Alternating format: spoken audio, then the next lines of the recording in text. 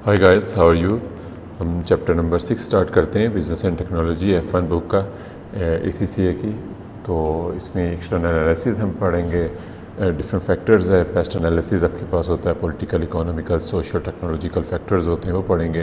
लेकिन इस चैप्टर 6 के अंदर हम सिर्फ 2 तरह के फैक्टर्स पढ़ेंगे, पॉलिटिकल एंड लीगल फैक्टर्स के बारे में, ठीक है। और इसमें एक्सप्लेन किया गया है कि गवर्नमेंट पॉलिसीज़ किस तरह ऑर्गेनाइजेशन को अफेक्ट करती है, पॉलिटिकल सिस्टम्स कैसे ऑर्गेनाइजेशन को अफेक्ट करता है, और आपके पास जो लीगल अथॉरिटी होती है वो कौन कौन सी होती हैं इंटरनेशनल नेशनल लेवल्स के ऊपर, ठीक है। एम्प्लॉयज़ को कैसे प्रोटेक्ट किया जाता है, डिफरेंट मतलब आपके ऑर्गेनाइजेशंस के अंदर कैसे एम्प्लॉयज़ को प्रोटेक्ट किया जाता है, उसके एम्प्लॉयमेंट लेजिस्लेशन क्या है, इस तरह हम पढ़ेंगे। इसमें डाटा प्रोटेक्शन एक्ट क्या होता है, डाटा की सिक्योरिटी क्या चीज़ होती है, और इसकी ब्रीचेस के क्या क्या नुकसान होते हैं, क्या क्या इसकी पेनल्टीज़ होती हैं।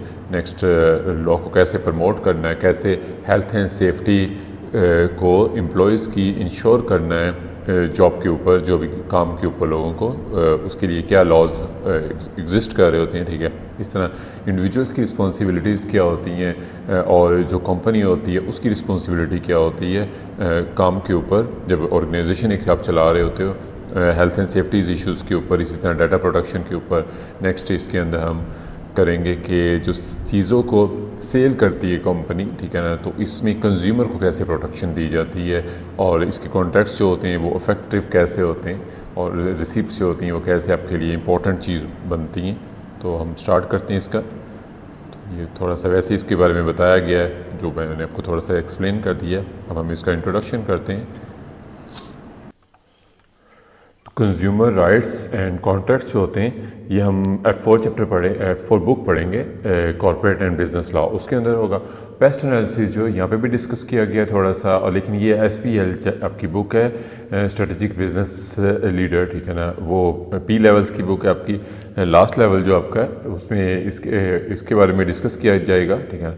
तो इसमें छोटा सा इंट्रोडक्शन है, थोड़े से इसके लिंक्स हैं, लेकिन इसमें 3 चैप्टर्स इसमें कवर हो रहे हैं, चैप्टर 6, 7 और 8, जो कि पेस्ट एनालिसिस को कवर करेंगे।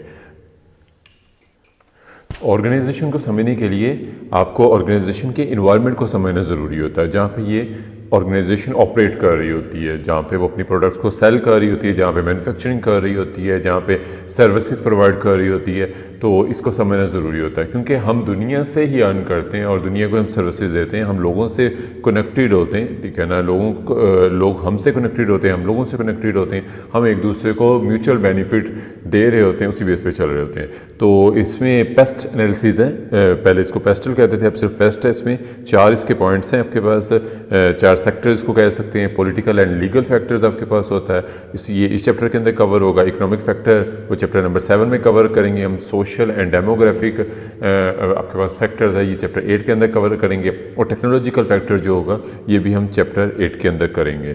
और ऑर्गेनाइजेशंस के कंपटीटर्स के बारे में हम चैप्टर 9 के अंदर पढ़ेंगे। तो इसमें ना वर्ड्स की शफलिंग की गई है, जिस तरह आपके पास पेस्ट, इसमें P और L इकट्ठा है, मतलब पॉलिटिकल और लीगल जो है हम जो पेस्ट पढ़ने लगे हैं उसके अंदर एक है, ठीक है। लेकिन अगर पेस्टल एनालिसिस होगा उसमें E स्किप है, तो आपके पास लीगल और पॉलिटिकल को सेम कंसीडर किया जाएगा। इस तरह स्टेप एनालिसिस है, ठीक है ना, इसमें पेस्ट को रीऑर्डर कर दिया गया, ठीक है, इसको स्टेप एनालिसिस भी कह देते हैं। नेक्स्ट आपके पास है पेस्टल एनालिसिस, ये पूरा है, ये जो ओल्ड वर्जन है इसका यही होता था। उसमें आपके पास political, economical, social, technological, ecological, environmental mean, ठीक है, और वो आपके पास और लीगल फैक्टर्स ये सारे कंसीडर होते हैं। तो गाइस एक हॉलेज फर्म है, इसका हम स्टार्ट करते हैं। पॉलिटिकल एनालिसिस, मतलब पेस्ट एनालिसिस क्या होता है, ठीक है। तो पॉलिटिकल में ये लोग देखेंगे कि फ्यूल के ऊपर टैक्स कितना लग रहा है, गवर्नमेंट जो है वो पोल्यूशन को कम करने के लिए क्या क्या चीज़ें कर रही हैं, ठीक है। और उसके बाद आपके पास प्लान क्या है, नए रोड्स कहाँ पे बिल्डअप हो रहे हैं, रोड की ब्लॉकेज जो है, ठीक है, वो कहाँ पे होती है, स्ट्राइक्स वगैरह, ठीक है ना। तो ये सारी चीज़ें ये कंसिडर करेंगे। इकोनॉमिक के अंदर ये लोग देखेंगे कि इकोनॉमी की कंडीशन क्या है, अपवर्ड में जा रही है या डाउन टाउन में जा रही है, नीचे जा रही है, ऊपर जा रही है इकोनॉमी, ठीक है ना। इस तरह ये देखेंगे। मेजर कॉस्ट जो है ऑयल प्राइसेस की, वो इनकी मूवमेंट में कितना उसका इफेक्ट है, जितनी भी इनकी लॉरीज वगैरह, गाड़ियाँ वगैरह मूव करनी है उसमें, और मोर हॉलियर बॉर्डर टू परचेज ट्रक्स, ठीक है। तो इसलिए इंटरेस्ट रेट को भी देखेंगे क्योंकि इनकी कॉस्ट जो है वो भी इंक्रीज़ होगी चीज़ें परचेज़ करने में। नेक्स्ट इनके पास आ जाता है सोशल।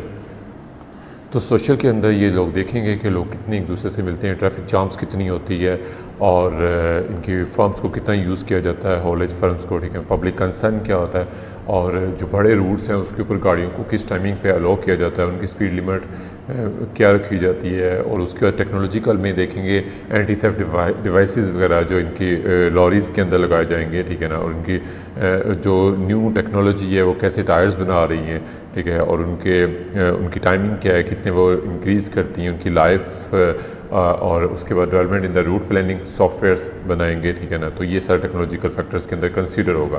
नेक्स्ट कॉम्पिटिटिवनेस, ठीक है, तो कॉम्पिटिटिव राइवलरी फ्रॉम आवर हॉलियर्स, ठीक है, कि इनके कॉम्पिटिटर्स कौन कौन से हैं, उनको सब्सटीट्यूट का कितना मतलब थ्रेट है। जिस तरह एक जगह से दूसरी जगह पर जाने के लिए आप गाड़ी भी यूज़ करते हो और दूसरी तरफ से आप रेल भी यूज़ कर रहे होते हो, तो ये इसका सब्सटीट्यूट हो जाएगा रेल वगैरह, ठीक है। इसी तरह threat of new entrance market के अंदर कितनी एग्जिस्ट कर रही है।